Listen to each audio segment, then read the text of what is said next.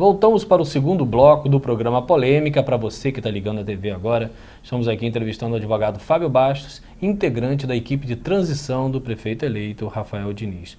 Fábio, no bloco passado você estava fechando o raciocínio com relação à questão do que a população tem sentido e constatado com os primeiros nomes que surgiram. Queria que você completasse o raciocínio. Então, Cláudio, como eu vinha falando, a primeira impressão que eu tenho, falando sobre a minha análise, é que a população tem dado um crédito muito grande ao Rafael. Eu acredito que toda a população, todos os eleitores do Rafael, eles têm dado um crédito às escolhas dele. Até porque os nomes escolhidos têm mostrado uma renovação. Por mais que haja uma outra pessoa falando de um ou outro nome, eu acredito que todos os nomes até o momento demonstram essa renovação. Demonstram o interesse de fazer o melhor para o município. E esse, para mim, é o fator principal. Rafael, na escolha dos nomes, por mais que ele prime pela competência técnica, por mais que ele esteja independente politicamente, independente de favores, eu acredito que o Rafael, a todo momento, desde a confecção do plano de governo, desde a sua campanha, ele mostrou que ele não queria cometer um estelionato eleitoral. Ganhar voto por ganhar, por falar que vai fazer alguma coisa e não fazer. O que o Rafael propõe é fazer o melhor pela cidade. Então eu acho que, com base nesse sentimento, a população tem recebido bem os nomes até então escolhidos, com um fator de crédito muito grande ao Rafael. Fábio, como você vê a nossa Câmara de Vereadores? Eu não vamos aqui entrar em detalhes das operações, não é essa a nossa intenção. A intenção nossa é saber da governabilidade. Como é que Rafael vem pensando em trabalhar para ter uma governabilidade partindo do princípio que hoje, nesse exato momento, o governo será minoria na Câmara. O Rafael viveu isso durante 4 anos. E como é que ele vê agora na situação de prefeito, dessa necessidade de uma boa relação com a Casa Legislativa, até para poder também fazer com que a cidade ande? Como é que ele vê esse cenário hoje, que é um cenário, em tese, desfavorável? Cláudio, veja bem, o cenário de minoria, é preciso diferenciar entre o cenário de minoria, em que a liderança política, em que o governo, o executivo, é liderado por um grupo, sim, que é atualmente, e há uma diferença muito grande enquanto a gente fala de minoria, enquanto o governo, o executivo, será liderado pelo Rafael. Não querendo fazer apologia ao Rafael, mas nós sabemos hoje como funcionam as coisas. As operações, sem entrar em detalhes, sem entrar nas operações, mas as operações nos mostram isso. Então, é bem diferente você falar em decisões governamentais para a sua maioria, que hoje nós vivemos, com as que serão exercidas no futuro. Pelo seguinte, o grande ponto do Rafael, que ele sempre pregou, inclusive quando ganhou, é que ele não vai procurar o revanchismo. O Rafael não está procurando revanchismo. O Rafael, enquanto vereador, ele sempre se propôs ao diálogo. Ele sempre disse o seguinte: se tiver que votar em prol do meu município, eu vou votar. Por mais que seja a ordem da liderança política do governo. Se for em prol do meu município, eu vou votar, como votou inúmeras vezes. Tá? Agora, o que o Rafael se propõe enquanto prefeito é justamente isso, dialogar. Não importa se é maioria do governo, se é minoria, o Rafael ele quer tentar quebrar um pouco esse estigma. O Rafael quer tentar mostrar que é possível fazer diferente, sim, e conversar com toda a Câmara, conversar com todos os vereadores. Ele quer estar aberto ao diálogo, ele quer ir lá pessoalmente, não quer se fazer representar, ele tem a intenção justamente de falar com um a um, tentar explicar quais são os motivos dos atos do governo, ser transparente com os atos que ele pretende fazer, assim como ouvir. Ouvir, por mais que não seja do governo, ouvir os projetos, as propostas. Sempre pode vir alguma coisa positiva, independente de ser oposição à situação. Com certeza, a questão é a população, a questão é trabalhar em benefício da população. O Rafael, enquanto vereador, se mostrou nessa linha. E eu não tenho dúvidas que, enquanto prefeito, ele vai seguir a mesma linha. Por isso eu acho o seguinte, quando a gente fala em governabilidade no futuro, com a nova composição do Legislativo e o novo líder do Executivo, eu acredito que tudo caminhará muito diferente. Eu acredito que todos terão a oportunidade de falar, ser ouvidos, tá? Apresentar propostas, projetos e debater, fazer críticas. Então, eu acredito que com essa linha de raciocínio, com essa forma de trabalho, a governabilidade sim poderá ser exercida. Eu acredito que, inclusive pela nova composição da Câmara, eu acredito que não haverá vingança, revanchismo. Eu acredito, sinceramente, principalmente pela maioria, falando em maioria, que a maioria trabalhará em prol do cidadão. Ô Fábio, diante de vários problemas administrativos que a gente tem presenciado, divulgado, não há uma necessidade da equipe de transição, além de tomar posse, né, porque isso é um direito, mas também mostrar muito claramente um divisor de águas, de onde está começando, de onde que terminou, por mais que seja herdado problemas, parcelamentos, dívidas e tal, mas não há uma necessidade de fazer esse marco divisório, até por questão protetiva para o futuro? Com certeza há essa necessidade. Nesse momento de transição que nós temos visto até agora, há sim essa necessidade, por questões das dívidas, por questões do orçamento, diminuição de arrecadação e por diversos outros problemas que não convém aqui entrar em minúcias, mas há sim essa necessidade. O que nós já estamos fazendo é trabalhar para que isso aconteça. Nós já temos procedido, inclusive, com requisições ao atual governo para que certos atos tomados agora sejam explicados, para que a gente não tenha problemas futuros. Mas, principalmente, a partir da posse, como o Rafael falou, será feita uma auditoria. Uma auditoria em que a gente consiga encontrar todos os problemas. Uma auditoria que a gente não, longe de pensar em encontrar culpados, a gente quer encontrar os problemas. A gente quer encontrar os problemas justamente para mostrar esse divisor de águas, tá? Para mostrar que tudo aquilo que estava acontecendo e para se fazer transparente. Mas, Cláudio, veja bem, não só esse divisor de águas deve acontecer para mostrar o passado. Eu acredito que o grande marco, o grande divisor de águas vai ser uma auditoria contínua. Vai ser uma auditoria que o Rafael possa, enquanto prefeito, estar sabendo o que está acontecendo de forma muito minuciosa, com muitos detalhes, o que está acontecendo no município e ver se tem alguma coisa errada. E mostrando para o povo, obviamente. Agora, note que a pergunta que eu vou te fazer agora não é na condição de vereador eleito, é como entrevistador. Não há uma necessidade, na minha opinião, não sei se você concorda, desses problemas também serem repassados para os vereadores, para que haja esse trabalho conjunto e eles também estejam mais preparados para, de repente, fazer até esse divisor de águas em colaboração com o prefeito? Sem dúvida, sem dúvida. Quando a gente fala em transparência, quando eu falei em debate agora há pouco, eu quis mostrar o seguinte: toda a população vai saber o que está acontecendo, mas também os vereadores. E eu acredito que o governo do Rafael vai chamar os vereadores para debaterem. Vamos debater, vamos saber o que está acontecendo, vamos trazer sugestões. O Rafael, como ele bem disse o tempo todo, ele não é dono da cidade. O Rafael não quer se fazer dono da cidade, muito menos o salvador da pátria. É preciso chamar os vereadores, enquanto sua função de legisladores, né, suas funções legislativas, para que nos traga saídas, nos traga sugestões. É preciso conversar com a sociedade civil organizada, é preciso conversar com a população. Então, a intenção realmente é de trazer para perto todos os agentes sociais, e nesse contexto, com base na sua pergunta, eu falo sim também os vereadores, para debater a nossa cidade, para debater os problemas, para dar sugestões. Então, eu acredito que sim, nós devemos ter esse diálogo, sim. Fábio, eu tive a oportunidade de estar recebendo, alguns dias ou outros, algumas reclamações de categorias profissionais. E tem feito isso até como subsídio material para os secretários que forem nomeados terem também essa noção.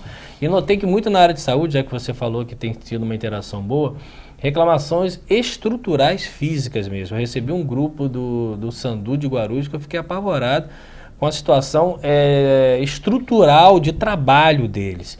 E eu volto a tocar nesse ponto porque eu tenho certeza, e eu recebi alguns e-mails com relação a isso, da ansiedade da população em algumas questões.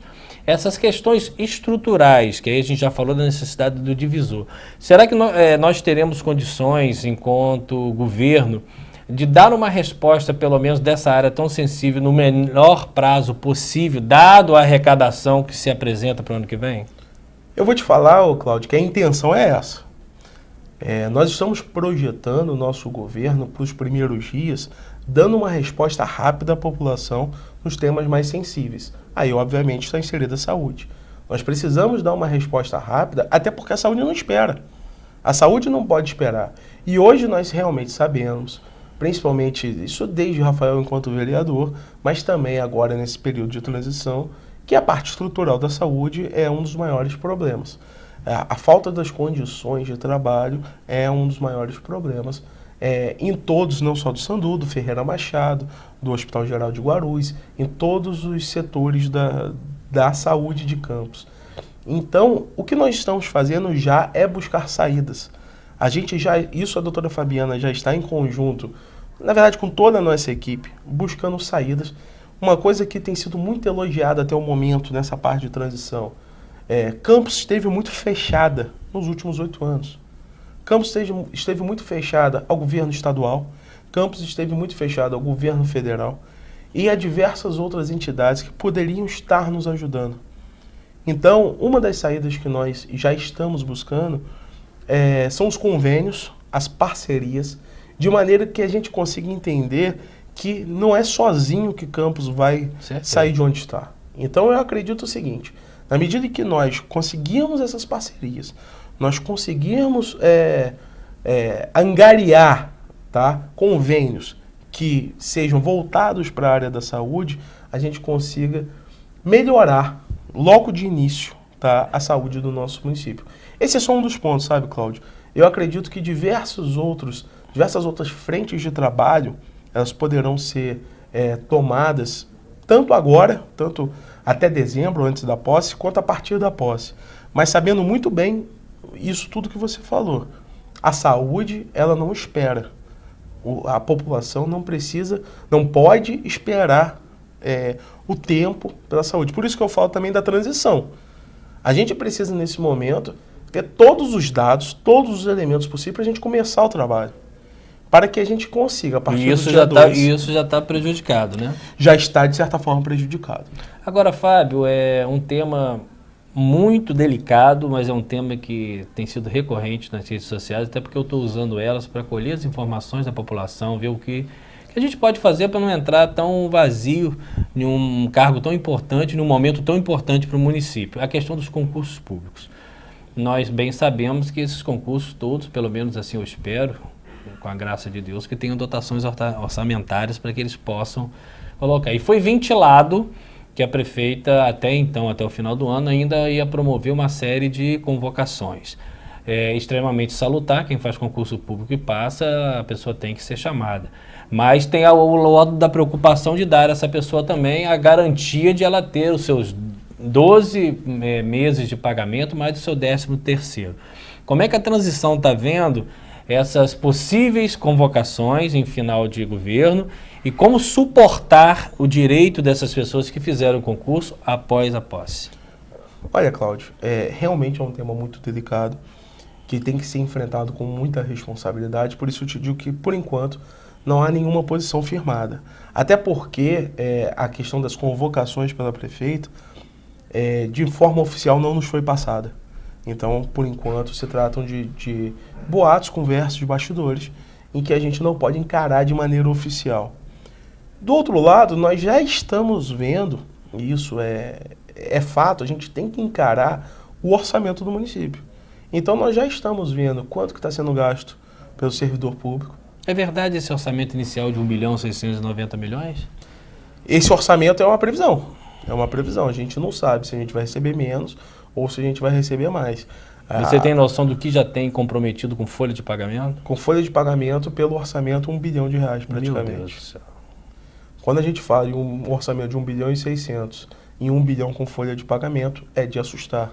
Isso inclui concursados, estatutários, seletistas, contratados, RPA, tudo ou não? Não inclui os RPAs. Não inclui. Não inclui os RPAs.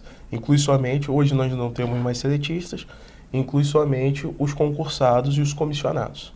E os estatutários. E se não me engano, nesse valor também incluem os pensionistas, os aposentados e Então, pensionistas. em tese, o comprometimento é muito maior de 1 bilhão. O comprometimento, sim, quando a gente fala em RPAs, quando a gente fala em outros atores de servidores, de prestar serviço ao município, sim. E isso é muito importante maior. também ser colocado para a população. Sim, a gente está num trabalho muito forte nessa parte financeira do município para esmiuçar tudo e trazer à população todas as informações. Tá? Até porque, Cláudio, veja bem, o que está colocado ali como 1 bilhão com gasto de servidor, a gente não consegue hoje dizer, pela falta de informação, exatamente do que se trata. Sim. A gente não consegue esmiuçar para onde está escoando todo esse dinheiro. Então, o nosso trabalho hoje é de tentar verificar isso. Para que a gente no dia 2 entre e já consiga estabelecer o que está acontecendo e como a gente pode agir.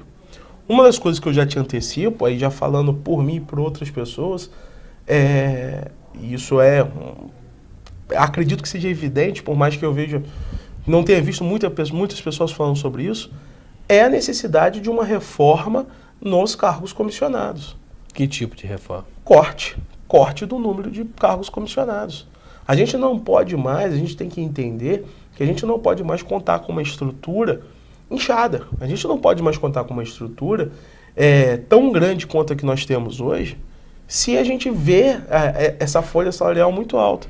E eu não falo só pela lei de responsabilidade, porque pela lei de responsabilidade há um limite para o governo gastar com o servidor. Mas houve um erro aí de gerações, vamos dizer, da prefeitura. Por que eu vou voltar à sua pergunta? A geração de empregos, a prefeitura se tornou, durante muitas décadas, um trem pagador. Sim. Né? Então, o que você está falando é positivo, mas é preocupante no sentido de que Campos, não é só Campos, né? O país vive uma crise empregatícia muito grande. Sim, sim. Como trabalhar isso de uma forma equilibrada, de não aumentar também um desemprego? Então, o que eu vou deixar bem claro, quando eu falo em corte de comissionados. Sim. Daqueles, eu não falo em servidor público estatutário. Claro. Quando eu falo desses comissionados, eu acredito que hoje, fazendo o levantamento que nós estamos fazendo, tudo aquilo que nós vamos fazer de modificação são aquelas modificações palpáveis. Da seguinte forma, Cláudio, existem muitas pessoas que estão em cargos comissionados, mas trabalham. Entendi. Não dependem exclusivamente do município. São um duplo rendimento, sim, né? Sim. Então, eu acredito o seguinte, tudo que nós pensarmos em fazer é justamente para que a gente coloque uma máquina pública mais eficiente. Então, quando eu falo de corte, eu não estou dizendo que uma ou determinada área vai deixar de ser atendida, não. A gente está dando eficiência à máquina pública. E eu acho que isso não vai causar desemprego, isso não diminui o índice empregatício. De todo modo, voltando à sua pergunta, eu acredito que há necessidade de nós pensarmos em um município como um todo. E pensando em um município como um todo, a geração de emprego, ela está como um dos pontos focais da administração do Rafael. Então, a atuação do governo do Rafael leva em conta e pensa justamente isso. Como trazer emprego para Campos. Quando o Rafael fez o plano de governo, ele colocou Campos para além dos royalties. Quando a gente bota Campos, fala de Campos para além dos royalties, a gente tem que pensar num desenvolvimento econômico fora petróleo. E de verbas finitas. Exatamente. Infinitas, no caso. E no mesmo contexto, como o Campos depende hoje dos royalties, é uma parcela muito significativa do nosso orçamento, a gente tem que entender justamente como se não tivesse mais esse Mas isso dinheiro. não quer dizer aumento de imposto, né? Não, de forma alguma. Outras formas de... Veja bem, eu acho que a gente tem que mostrar de forma eficiente como conseguir reduzir custos e aumentar a receita. Aumentar a receita não necessariamente através de imposto. Aumentar a receita de aumento de imposto. Aumento de empresas, entendeu? Aumento de empresas. Aí, já que você tocou na questão de empresa, acabou, né? Vou permitir a última perguntinha só para você fazer essa consideração final, porque a gente estourou. 80% mais ou menos das empresas que prestam serviço para a prefeitura são de fora. Quero que você fale rapidinho como mudar esse contexto para privilegiar os comerciantes locais. A lei de licitações existe, a gente não pode negar a existência dela para que haja, na verdade, uma concorrência igualitária entre todas as empresas, independente de ser do município ou não. Mas o contexto apresentado pelo Rafael é de tentar mostrar que sim, é possível que as empresas de campus prestem os serviços. Se qualifique melhor para poder disputar essa licitação. A qualificação para participar da licitação, assim como, por exemplo, eu quero pegar só um caso emblemático, o caso do Programa Social de Habitação de Campos, Sim. em que foi um contrato bilionário dado para uma empresa de fora que acabou terceirizando para algumas empresas grandes de Campos. O que eu quero dizer é o seguinte, quando você fala em valores muito altos, você coloca uma licitação em que as empresas de Campos não conseguem participar. Por maior que elas sejam, elas não conseguem participar dessas licitações grandes. Só que uma coisa que eu não entendi até hoje, por que colocar num contexto tão amplo? Por que não separaram as casas de Ururaí, as casas de do Santa Rosa? Fatiaram. Estamos terminando o segundo bloco do programa Polêmica. Vamos ao intervalo, daqui a pouco a gente volta.